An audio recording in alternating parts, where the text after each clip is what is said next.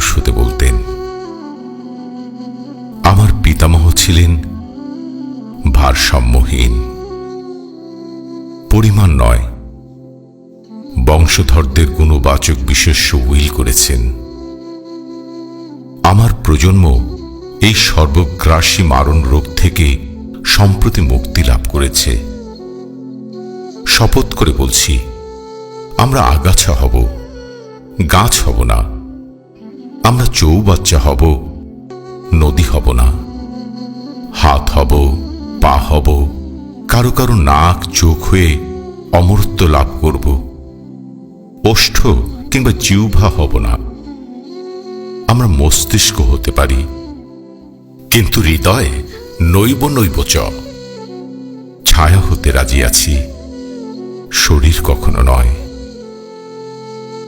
আমরা ল্যাম্পপোস্টের গায়ে গায়ে আলো, পাঁচতারা হোটেলের বলরুমের ঝাড়, দীপাবলির প্রদীপ কিংবা শিশুর হাতের তারাবাতি।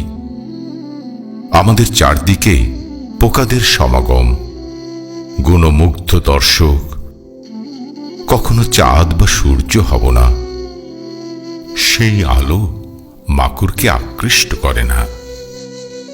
আমরা নর হব, নারী হব, কিন্তু কোনোদিন মানুষ হব না।